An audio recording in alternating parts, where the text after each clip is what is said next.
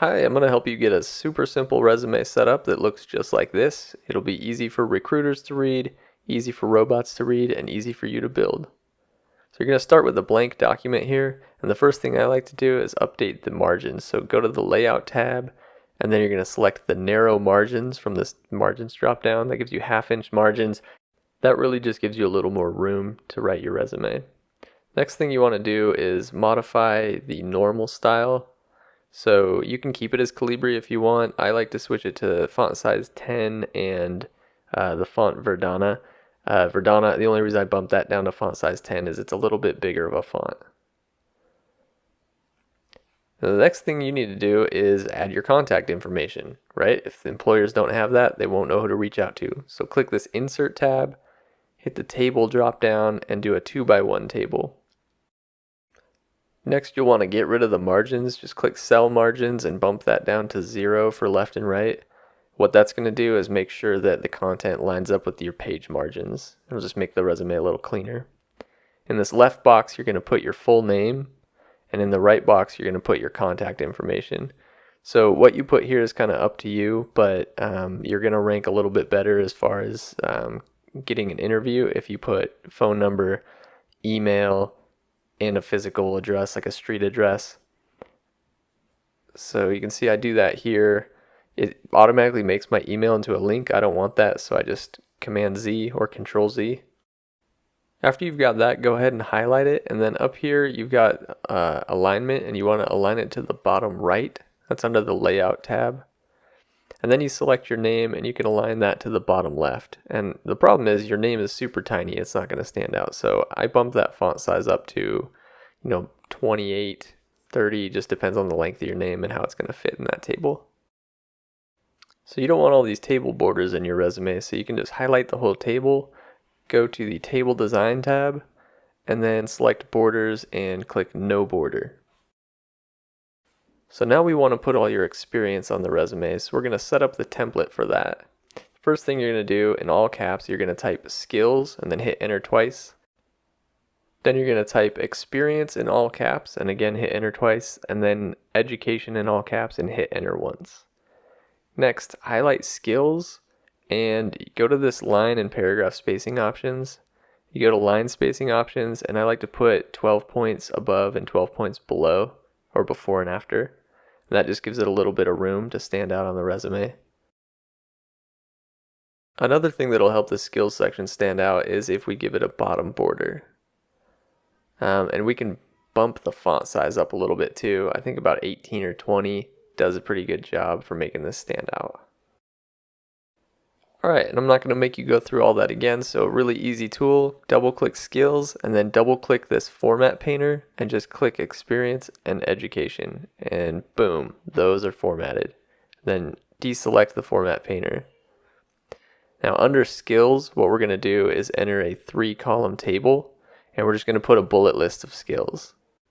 So if you click the insert tab, you have the table drop down and you'll choose a 3x1 table.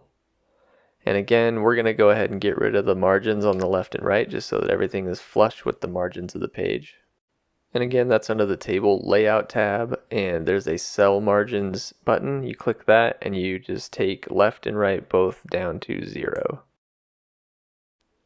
Awesome, so you can just hit Shift 8 space and that enters a little asterisk that'll turn into a bullet point, or you can just click the bullet point from the top menu.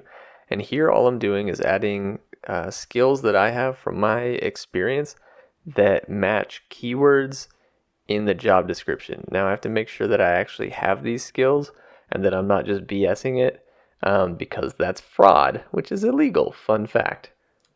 And don't just sort these randomly, put the top keywords in the top left because that's where the eye is going to track.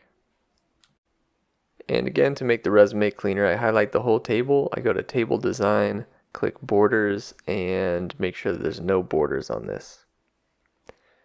Great, so that's it for the skills section. Now, what do we do for experience?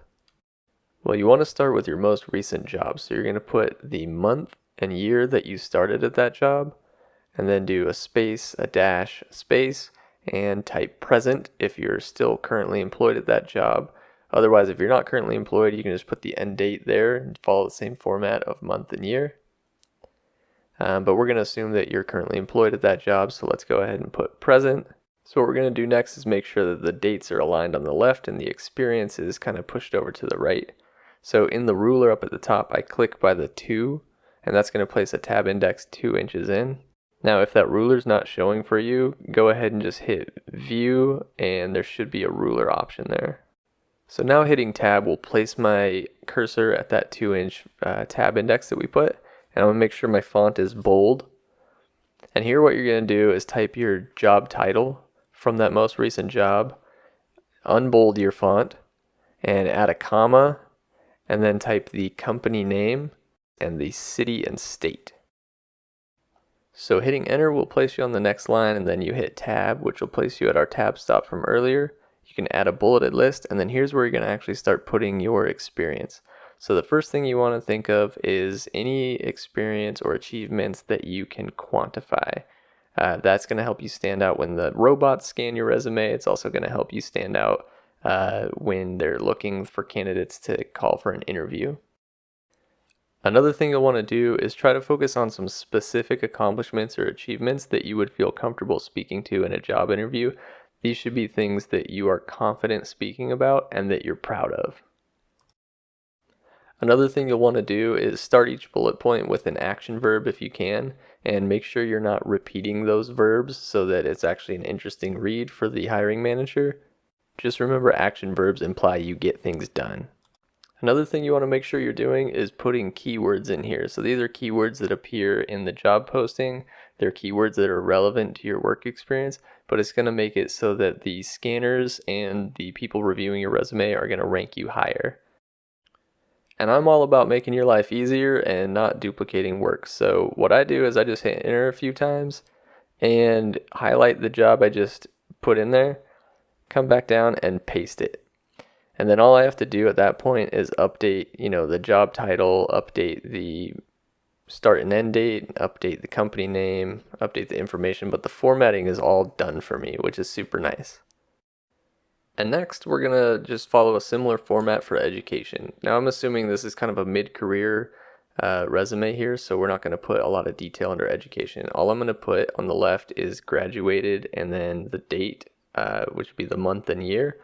Or if you haven't graduated yet, you can always write graduating, so that's your expected graduation. Or you can just put the month and year, and they can determine if that was in the past or the future. It's kind of your choice. Whatever you think looks best. For this example, I'm just going to assume you've already graduated. And then we don't have that tab stop, so we're going to click the 2 again, and then hit tab, and then bold our font. And here, instead of a job title, we're just going to put our degree or certificate that we earned, unbold the font, put a comma, and then we're going to put the university name or school name, and then the city and state again. So that's the basic resume format, and if you like this video, please be sure to comment, like, subscribe. It really helps support this channel, and I wish you the best of luck in your job hunt. Thank you for watching.